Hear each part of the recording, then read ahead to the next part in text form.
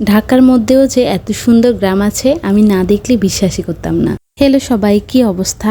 আমি আজকে যে গ্রামের কথা বলছি সেটা আর কোথাও না, সেটা হচ্ছে ৩০০ ফিট থেকে একটু ভিতরেই পূর্বাচল।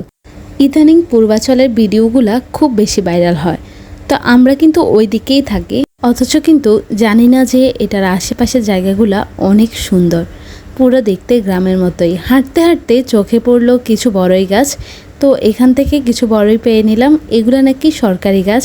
বড়ইগুলো কিন্তু খুবই খেতে ভাল লাগলো।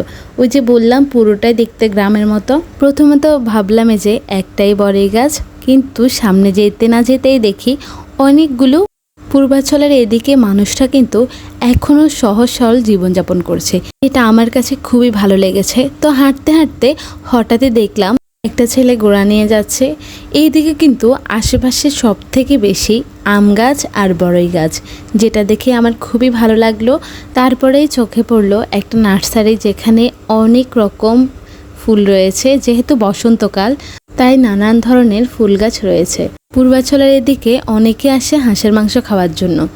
জানি না তাদের কাছে কেমন ভালো লাগে, আমার কাছে কিন্তু ভালোই লাগলো। পূর্বাচল আমার কাছে এই কারণেই পছন্দ, এখনও কিন্তু এদিকে যানজট নেই। শুনলাম যে এদিকে নাকি মেন ঢাকা শহর চলে আসবে, তো আসলে দেখা যাক কি হয়। আমাদের বাসা থেকে কিন্তু ৩০০ ফিট বেশি দূরে না, ৩০০ ফিট কিন্তু খুব ভালোভাবে দেখা যাচ্ছে।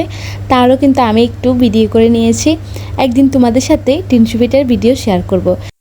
আজ এ পর্যন্তই, সবাই ভালো থাকবে, সুস্থ থাকবে, আল্লাহ হাফেজ।